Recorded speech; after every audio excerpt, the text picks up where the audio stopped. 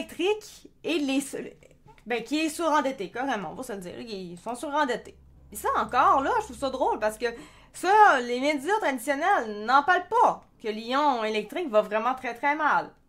Ça, c'est en passant. On est-tu assez écœurés d'entendre la patente de 51e État? C'est à tous les jours. À tous les jours, ils bloquent ça. À un moment donné, c'est comme... Vous avez pas d'autre chose à parler que ça?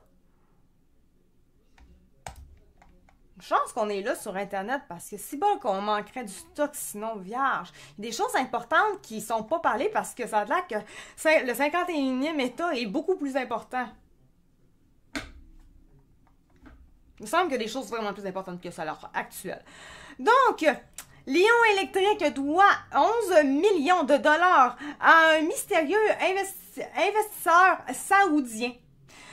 Vision SH a prêté de l'argent à l'entreprise aux côtés de groupe MASH de la fondation Saputo et de Luke Sabatini. Salut Eric, comment ça va?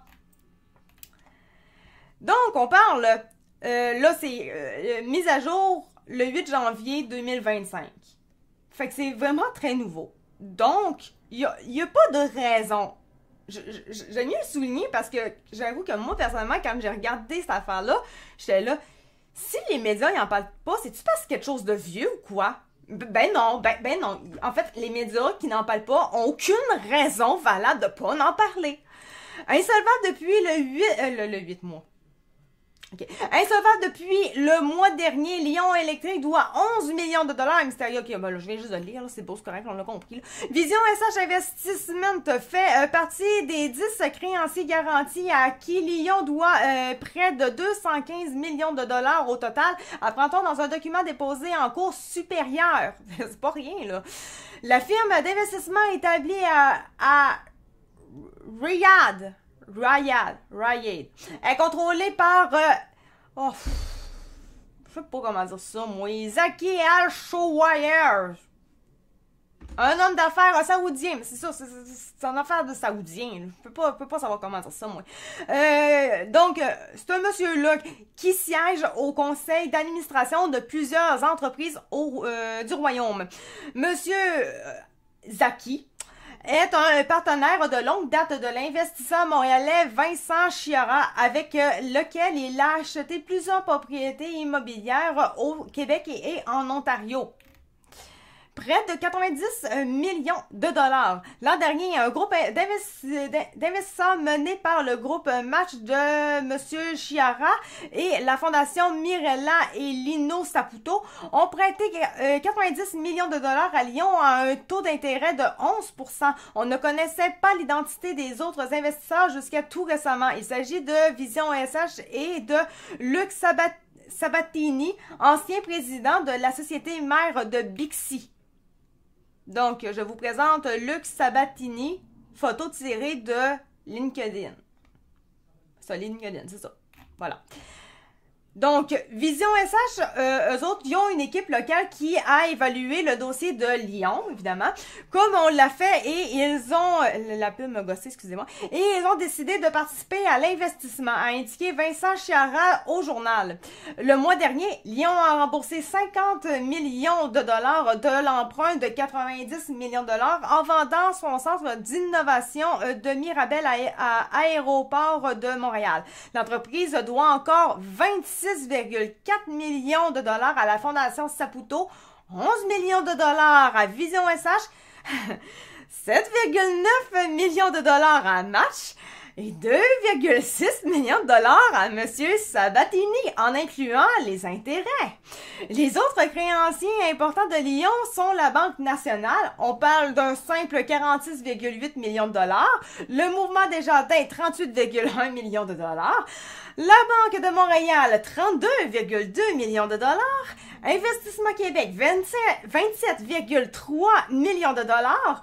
Finalement, ça va bien aller. Ah, ça va super bien, Géraldo. Écoute, c'est number one. Tout va bien chez Lion Électrique. Donc, Investissement Québec, 27,3 millions de dollars. Finalta, 11,3 millions de dollars. Et la Caisse de dépôt, 11,3 millions de dollars.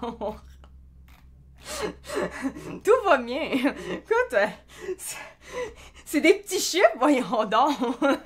En tout et partout, ça donne, écoute, en tout et partout, ça donne combien exactement? C'est ça, l'emprunt, genre de 90 millions. Non, c'est plus que, c'est énormément d'argent, là. Moi, faut que j'aille faire la calculatrice. Allons voir la calculatrice. Comment ça donne exactement? Donc, 46,8. OK. Maintenant, je fais un plus. 38,1. 38,1. Plus. 32,2. 32,2. Plus. Et on est rendu à 116,9 millions, gang. Ben, 100,9, c'est ça. Investissement Québec, 27,3. 27,3. Plus. 11,3. 11,3. Plus. Je trouve ça juste drôle à quel point c'est minable. 11,3 encore. 11,3. Pour un gros total de 166,8 millions de dollars. Tout va bien chez Lion Électrique. Investissons grandement chez Lion Électrique. 11 milliards de dettes de le gouvernement, le stade de 850 millions et le tunnel Lyon. Ouais, c'est. Je ris jaune, j'avoue, là. Et on continue de mettre de l'argent là-dedans, gang. On continue. Ça va bien aller. Comme disait le super Legault, hein, qui aime ça, mettre de l'argent là-dedans. Ça va bien aller. On sait ce que ça a donné, ça va bien aller, hein, d'ailleurs. On connaît, hein, la chanson. On l'aime pas trop, la chanson. On a appris à plus l'aimer. Donc, maintenant que ça, c'est fait, on va passer à méta.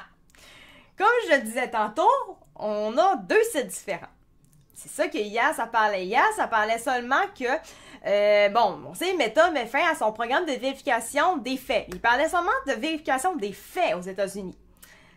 Par contre, quand on regarde aujourd'hui avec la presse, on parle que c'est des financements, c'est des programmes en lien avec la diversité, tout ce qui est de woke en réalité. Donc, on ne parle plus réellement d'information, de désinformation.